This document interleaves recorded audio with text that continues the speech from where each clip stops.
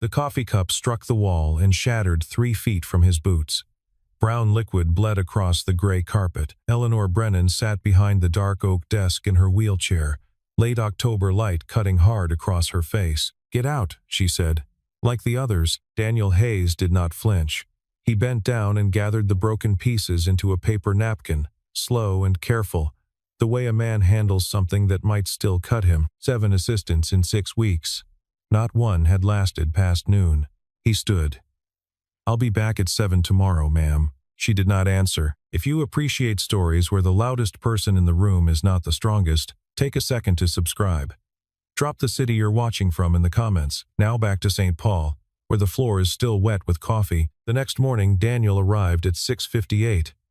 The office on the 14th floor of the Brennan and Whitlock building overlooked the Mississippi River, the water already dark with November coming. Ruth Calloway met him at the elevator with a thin folder under one arm, and a look that did not bother to hide its surprise. "You came back. I said I would." Ruth had been the Brennan family attorney for 31 years.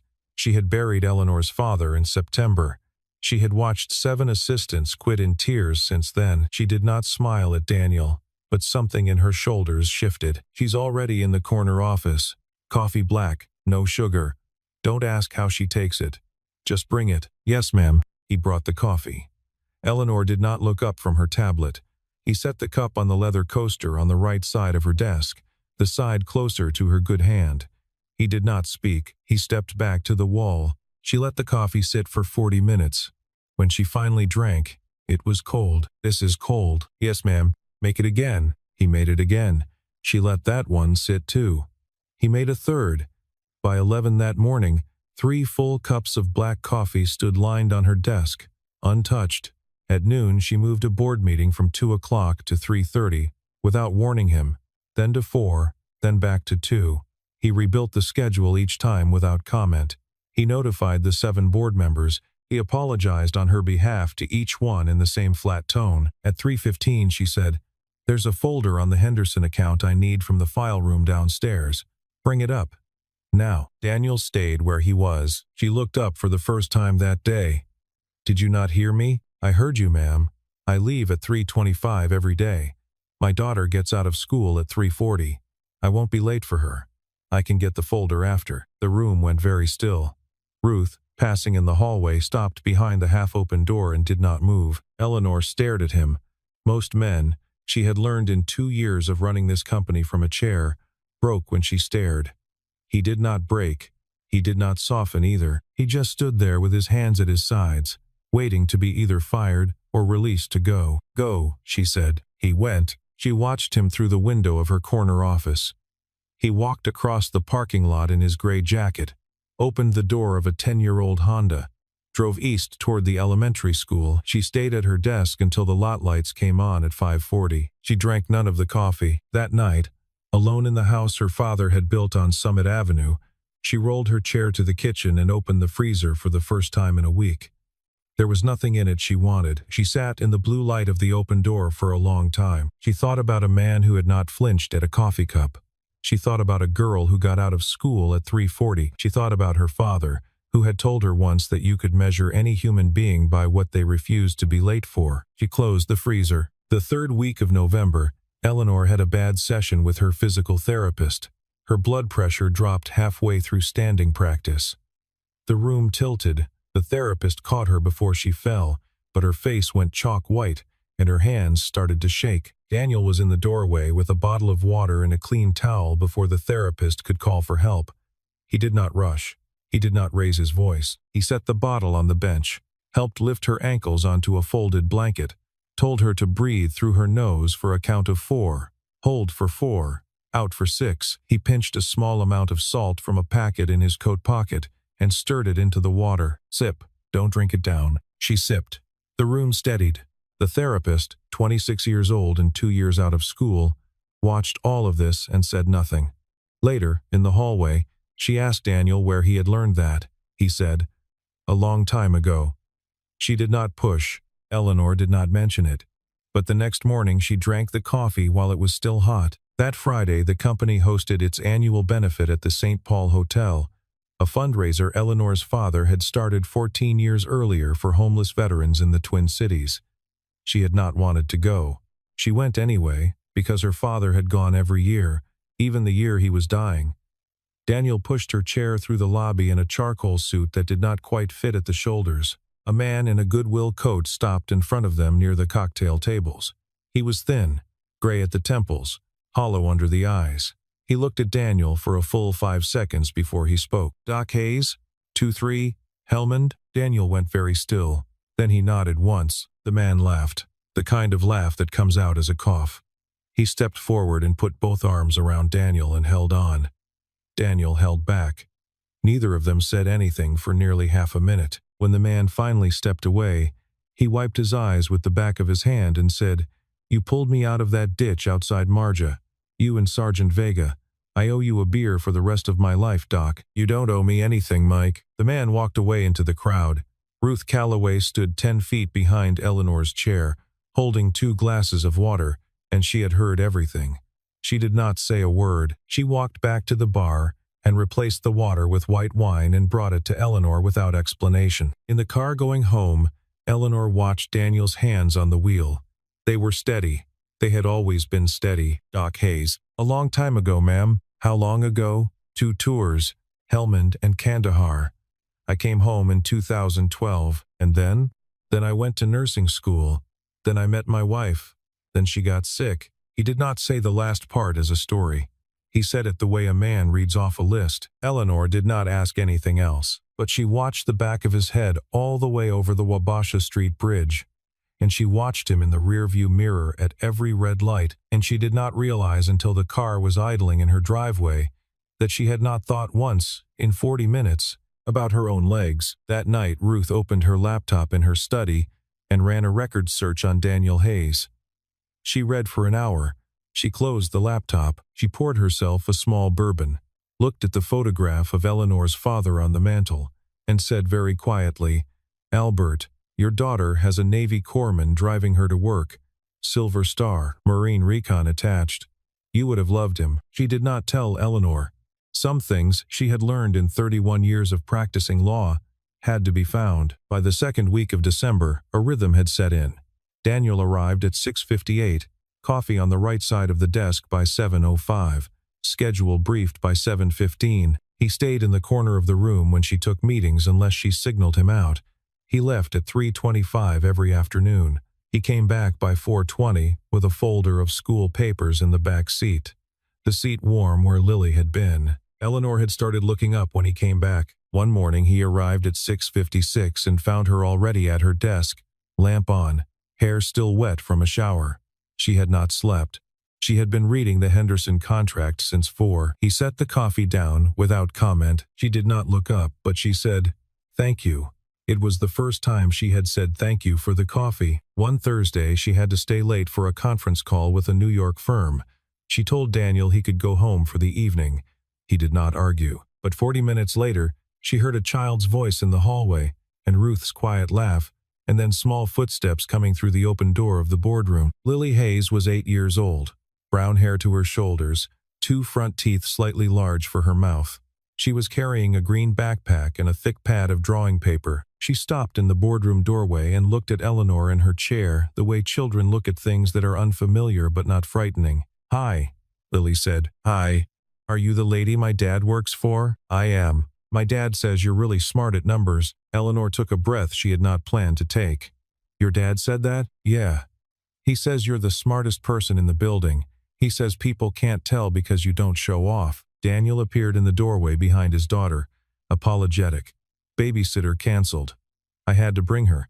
20 minutes, I promise." "It's fine," Eleanor said. Lily climbed into one of the leather chairs at the end of the long table and opened her pad of paper.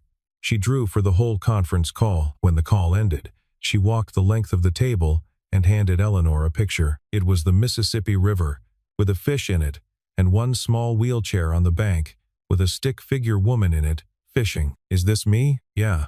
My dad says you used to fish with your dad when you were little." Eleanor did not look up at Daniel for a long moment. When she did, he was looking out the window. She put the drawing in the top drawer of her desk that night. It stayed there. The next week, on the Friday before Christmas, She had to leave the office late again. From the 14th floor window, she watched Daniel's Honda idling by the curb below. Lily got out of the back seat with her backpack, then turned and looked up at the building. She waved. Eleanor lifted her hand and waved back. No one else saw. On the night of December 23rd, Eleanor sent Daniel home at 3. The office was mostly empty already. She had a small box wrapped in plain brown paper on the corner of her desk. She rolled to the door and handed it to him without a word. He stopped. "You don't. It's for Lily. A sketchbook. Hardcover. Acid-free paper. Open it after she's asleep so she's surprised in the morning." He took it. He looked at her for a moment. "Eleanor, go home, Daniel. It's Christmas Eve tomorrow." He went. In January, the community center contract went to a firm out of Minneapolis no one in St. Paul had heard of. The award was announced on a Tuesday morning. Eleanor read the press release twice. She read it a third time. She did not say anything. The bid had been theirs to lose. Brennan and Whitlock had designed 3 of the 4 largest public buildings in Ramsey County in the last 15 years. Their proposal was 30 pages cleaner than anyone else's, on budget, with a sustainability plan no one else had matched. They had lost it. Marcus Whitlock came into her office at 10:30 with 2 cups of coffee and a careful expression. He set 1 cup down on her desk without asking how she took it. "Eleanor." "Marcus, I know that one stings. Listen, we are going to be fine. We have 11 other active projects. The Henderson Tower starts pouring concrete in March, but I want to say something honestly, and I want you to hear me. May I?" She did not answer. Perception matters. In this market. In this city, the chair, he gestured at her, almost gently, the way a man gestures at a piece of damaged furniture he is being polite about. People see it before they hear the bid. We can talk about whether that's fair, but it is real. And I think we need to have a conversation about how the firm presents itself going forward. He waited. She did not blink. "Just something to think about," he said. He picked up his coffee and walked out. The cup he had brought her sat on the desk. She did not touch it. Daniel was in the room. He had been in the room the entire time, standing by the window with his hands behind his back. Marcus had not acknowledged him. She rolled her chair to the window. The river was frozen in patches now, gray slush along the banks. "What if it isn't me?" she said. Not a question. A thought spoken out loud because the room was the only place she could speak it. Daniel did not answer right away. He waited until she turned her chair toward him. "Then find out who it is, ma'am." She studied him. The gray at his temples, the lines around his eyes that had not been there when he was a young man pulling people out of ditches, the steady hands that had counted her breath in the therapy room. "Daniel." "Yes, ma'am." "Don't call me ma'am. Not when we're alone in this office. My name is Eleanor." He nodded once. "Eleanor." She turned back to the window. She did not say anything else for the rest of the morning, but that afternoon she opened the locked drawer of her father's old desk for the first time since his funeral and pulled out the financial folder he had kept private from everyone, including her. She had not been ready to look at it before. She was ready now. At 10 that night, she sat in her father's old study under a green banker's lamp with the folder open. She read his handwriting on a yellow legal pad. The notes were dated August, 3 weeks before he died, in a hand growing shaky. "Margins on Henderson too thin. Riverside bid leaked. Look at Marcus's calendar. Look at his travel. Look at Phoenix." She had not known her father had been working on this. She had thought he was just dying. She put the pad down and put her hands flat on the desk and looked at the ceiling for a long time. The first week of February broke her. The therapist had been pushing for partial weight-bearing for 2 months. The new protocol, designed by a specialist in Rochester, required Eleanor to stand braced between parallel bars for 20 seconds at a time, 3 times a session. For 3 weeks, she had been able to do it. On the Wednesday after the community center loss, her left leg would not hold. She tried 4 times. On the 4th, she went down hard.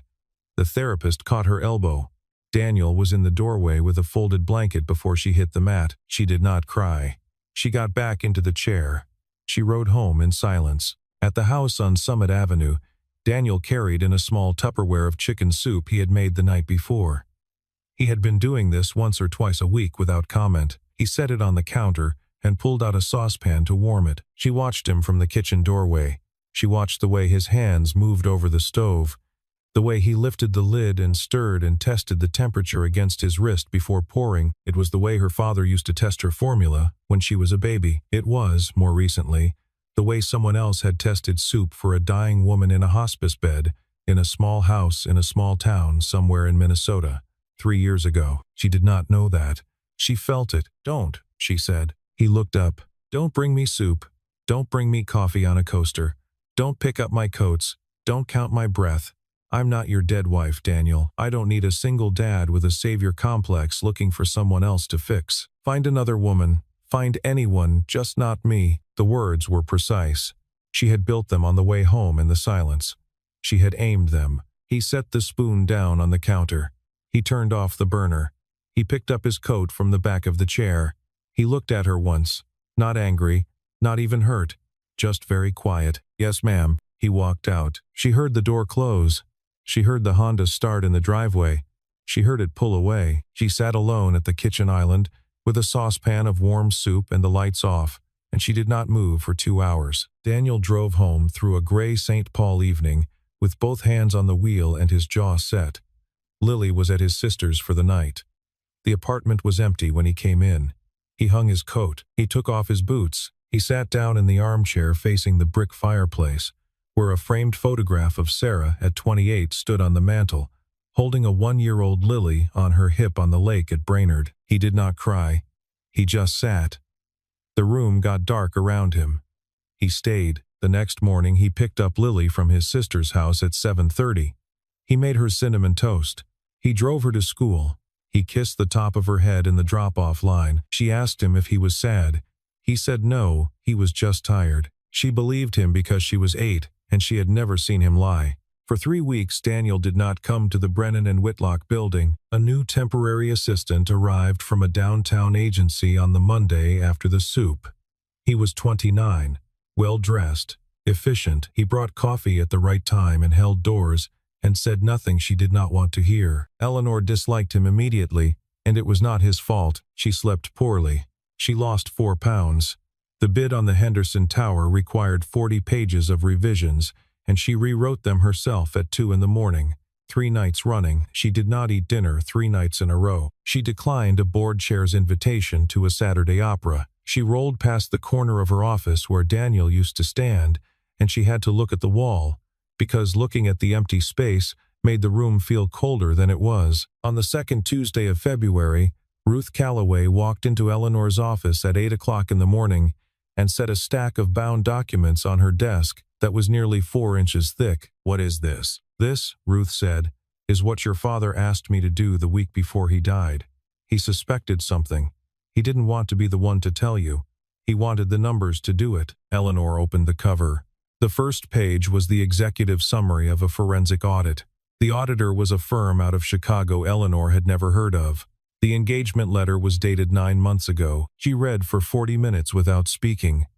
Ruth sat across from her with a thermos of tea and did not interrupt. The pattern was clear and patient and ugly. A shell company registered in Delaware in February of 2024, Whitlock Reeve LLC, with 2 named partners, Marcus Whitlock, and a man named Daniel Reeve, a high school classmate of Marcus's now living in Phoenix. Over 22 months, 14 Brennan and Whitlock bids had been undercut by Whitlock Reeve at the last minute, with margins suspiciously close to the figures only the chief operating officer could have seen. The community center contract was the 14th. The total estimated lost revenue, billed to the firm and rerouted in commissions and consulting fees through 3 layers of intermediaries, was $4.2 million. The pattern began the month after Eleanor's accident, not before. She closed the binder.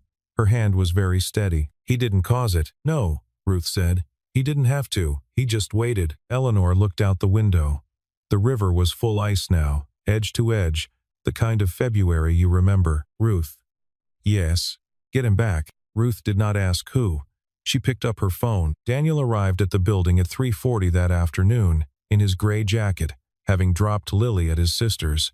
He did not come up to the 14th floor right away. He stopped first in the parking lot and stood for a moment looking at the building, the way a man looks at a place he has been thinking about for 3 weeks and has decided to enter on his own terms. When he came into Eleanor's office, she was at the window, She did not turn around. "I need a driver tomorrow," she said.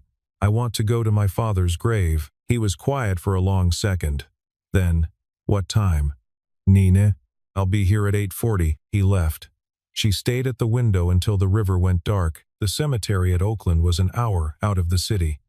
A low rolling place with old oaks that held their dead leaves through February. Albert Brennan's stone was granite, plain, with his name and dates in one line below. He built honest things. Eleanor did not get out of the car. Daniel had stopped the engine and walked around to lower the ramp, but she shook her head. She rolled her window down instead. She sat there in her wheelchair in the back seat and looked at the stone through the open window for 10 minutes in the cold. Daniel stood 5 steps back and did not interrupt. Then she said one sentence, just loud enough for the wind to carry. "I'm sorry it took me this long, Daddy." Daniel did not pretend not to hear it. He did not turn around either. He just stayed where he was, hands in his pockets, until she rolled the window up. When the window went up, he came around and got behind the wheel. She spoke before he started the engine. "I was wrong. About the wife thing. I shouldn't have said it. I wanted to make you leave because I was scared of how much I didn't want you to. That's not an apology. That's just the truth." He looked at her in the rearview mirror. He nodded once. "Okay. Okay. Yes, Mom. Okay." He started the car. They drove back to St. Paul in silence that was not the same silence as before. 3 days later was Lily Hayes' 9th birthday. Daniel did not bring it up. Lily did, in the elevator of the Brennan and Whitlock building on a Friday afternoon when she had come up to wait for her father to finish a call, holding a small invitation she had drawn herself. "It's at our apartment. It's not big. My aunt is bringing cake. You can come if you want." Daniel, behind her, started to apologize. Eleanor cut him off. "What time?" 6. "I'll be there." She arrived at 5:58. She brought a wooden box of 72 professional colored pencils, the kind Lily's school art teacher had told Daniel about once, and which he had not been able to justify buying. Lily opened the box and went very quiet, the way children do when something matters. She climbed into Eleanor's lap without asking, and put her arms around her neck, and stayed there for a full minute. Daniel stood in the kitchen stirring coffee with his back to the room, and did not turn around for a long time. Later, when Lily was opening a card from her aunt, she leaned against Eleanor's shoulder and said, "Are you coming to my school's spring concert?" "I'm singing." Eleanor said yes before Daniel could answer for her. Lily nodded like this had been settled long ago. After Lily fell asleep on the couch with the colored pencils still in her hands, Daniel and Eleanor sat at the small kitchen table and spread the audit binder open between them. They worked until 2 in the morning. Daniel made notes in pencil in the margins. Eleanor flagged the email metadata they would need pulled. They built a timeline of bids and shell company filings and bank routing numbers across 3 pages of legal pad. At 1:15, Lily woke briefly and called out from the couch. Daniel went and sat with her until she fell back asleep, one hand on her back. He came back to the table. Eleanor had not moved. She had not said anything, but she had marked his page for him with the cap of his pen so he wouldn't lose his place. At one point, Daniel looked up and said, "You know this is going to be public." "Yes. You know what they'll say. About the chair. About you." "Yes." "You sure?" "I'm sure." He nodded and went back to the page. She watched his hand move. She did not say what she was thinking, but he heard it anyway. The way he had been hearing things from her for 6 months without being told. The board meeting was set for the last Wednesday of February at 1 in the afternoon. Marcus Whitlock walked in at 12:55 with a leather portfolio and a tie the color of money. He did not know that Ruth Calloway had spent the previous evening on the phone with 3 of the 7 board members, including the chair, a 71-year-old woman named Margaret Hollis, who had played bridge with Albert Brennan every Thursday for 20 years. Eleanor sat at the head of the long table. Daniel sat in a chair against the wall, 2 seats behind her right shoulder, where the late afternoon light through the windows did not quite reach. She spoke for 11 minutes. No slides. No raised voice. She read 14 contract numbers out loud, and the matching loss figures. She named the shell company. She named the Phoenix partner. She read 3 lines from an email Marcus had sent the day before the community center bid closed. Marcus tried to interrupt twice. Margaret Hollis lifted one finger from the table the second time and said, very quietly, "Marcus, sit down." He sat down. The vote came at 1:47. 7-2 for removal as chief operating officer and immediate referral to civil council. The two opposing votes belonged to Marcus and a man named Alan Foss, who had been Marcus's college roommate. Both abstained when asked to defend their vote. Margaret Hollis turned to the rest of the table and said, "For the record, I want Mr. Whitlock's departure filed under cause, not resignation. I will not have this firm pretend this was anything other than what it was." Two of the remaining members nodded at once. The motion was added. The minutes would reflect it. Marcus stood. He looked once at Eleanor. There was no anger in his face. There was something worse, which was the small, stunned look of a man who had assumed for 2 years that the woman in the chair was no longer paying attention. He gathered his portfolio. He walked out of the room. The door closed behind him. In the hallway outside the boardroom, an associate would later say Marcus had stood for nearly 40 seconds with his hand on the elevator button before pressing it. He did not press it for the lobby. He pressed it for the parking garage. He left through the back. No one in the boardroom spoke for nearly 20 seconds. Margaret Hollis turned to Eleanor and said, "Your father would be proud of you, sweetheart. He was already proud of you. But today, especially." Eleanor nodded. She did not trust her voice. Ruth Calloway, on the way out, passed Daniel's chair. She paused. She said, so quietly only he could hear, "Hospital Corpsman 2nd Class, Silver Star. I knew the day you walked in. I just waited for her to find it on her own." Daniel did not answer. He walked out behind Eleanor's chair and pushed her to the elevator and rode down with her in silence to the parking garage. He held the door of the car open. He drove her home. He did not come inside. In the car going back across the river to his own apartment, Daniel checked his phone for the date.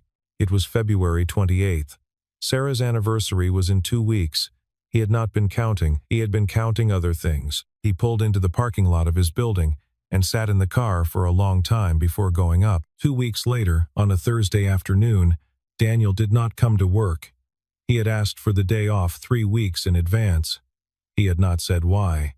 Eleanor had not asked. She called Ruth at 11 in the morning. Where would he be today? Of all days, Ruth did not need to ask. Resurrection Cemetery, South Side, Section 12. "Send me a driver, not him." She arrived at 1:15. The wind off the prairie was sharp.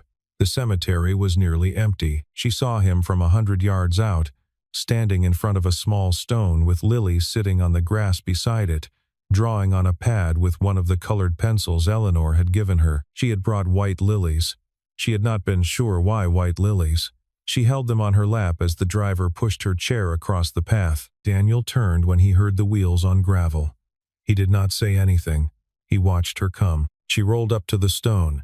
Sarah Hayes, 1984 to 2023. Beloved wife and mother. She laid the lilies next to the small bouquet of yellow tulips Daniel had brought. Yellow had been Sarah's favorite color. He had told her that once, in passing, in a conversation about something else. She had remembered. Daniel's shoulders moved once. He turned his face into the wind so neither of them would see. Lily got up off the grass with her pad of paper still in her hand and walked over to Eleanor and slid her small fingers into Eleanor's. The three of them stayed there for a long time. No one spoke. The wind moved through the bare oaks at the edge of Section 12. At some point, Lily said very quietly, "My mom would have liked you." Eleanor squeezed her hand once. Lily held up the pad of paper. It was a drawing of 3 people on the bank of the Mississippi River. 2 adults and a child. The taller adult was a man. The one in the wheelchair was a woman. The child between them held both their hands. Eleanor looked at it for a long moment. She handed it back. "Can I have a copy of that one when you're ready?" Lily considered. "I can make you a real one, with the good pencils. I'd like that." Daniel did not turn back around for another minute. When he did, his eyes were red, but his voice was the same voice it had always been. "Thank you for coming. You don't have to thank me." "I do. I want to." She nodded. They drove back to St. Paul in the same car, the 3 of them. None of them spoke for the first 20 minutes of the drive. Then Lily, mostly to herself, said the spring concert was on April 19th, and her song was about birds, and she had a solo of 3 lines. Eleanor said she would be in the front row. Daniel kept his eyes on the road, but Eleanor saw, in the mirror, the corner of his mouth lift for the first time that day. Lily fell asleep against Eleanor's arm in the back seat, with the colored pencil still in her hand. Daniel drove. He kept looking in the rearview mirror, not to check the road, but to check that the two of them were still there. 6 months later, it was October again. The maples along Summit Avenue had gone the color of new copper. The community center contract had been pulled by the court in May and rebid in June. Brennan and Whitlock had won it back. The Whitlock-Reeves civil case was working its way through the Ramsey County courts. Marcus had left Minnesota. Brennan and Whitlock had quietly become Brennan and Hollis, with Margaret stepping in as interim partner. The firm had its best summer in 9 years. On a Tuesday afternoon, Eleanor stood between the parallel bars in the physical therapy room and took 3 steps. Her left leg shook. Her right leg held. Sweat ran down her temple. She did not look at the bars. She looked at the bench against the wall, where Daniel and Lily were sitting. Lily with her chin on her hands, Daniel with his hands folded between his knees. She took the 3rd step and sat down hard in the wheelchair the therapist pushed under her. She laughed. It was the first time anyone in that room had heard her laugh. Lily clapped. Daniel did not clap. He just looked at her, and she looked back, and something passed between them that did not need a word. 3 steps was enough. 3 steps was, in fact, a great deal. The next morning was a Saturday. The sun came up over the Mississippi at 6:41. At 7 o'clock exactly, Daniel Hayes pulled into the driveway of the house on Summit Avenue. He did not ring the bell. He used the key Eleanor had given him a month earlier, when she had said, in the same flat voice she used for board meetings, "It's stupid for you to stand outside in the snow next winter." He had not made anything of it. He had taken the key. He came in through the side door. The kitchen smelled like coffee. Lily was already at the kitchen island, doing a worksheet of long division, her tongue between her teeth the way it always was when she was concentrating. Eleanor was across from her, marking the answers in pencil. Lily looked up. "Hi, Daddy." "Hi, Peanut." Eleanor lifted her eyes. She did not smile, exactly. Something in her face softened in the way that does not need to be called a smile. He hung his jacket on the back of a chair. He poured himself a cup of coffee. He sat down next to Lily and pointed at one of the problems on the worksheet. "That one looks tricky. Show me." Lily showed him. Daniel was studying part-time for his paramedic certification, 3 evenings a week when Lily slept at her aunt's. He had taken the test for the first half in September. He had passed. He had not told Eleanor, but she had found the score sheet folded in his coat pocket while she was looking for a pen, and she had not mentioned it, and he knew she had seen it, and he knew she had not mentioned it on purpose. Some things did not need to be said. He had learned that from her. She had learned it from him. Outside, the river ran low and slow under the October sun. Inside, 3 people sat at a kitchen island, doing long division and drinking coffee that was the right temperature. 7 assistants had quit in 6 weeks. The 8th had never really been an assistant. He was just a man who had shown up every morning at 7.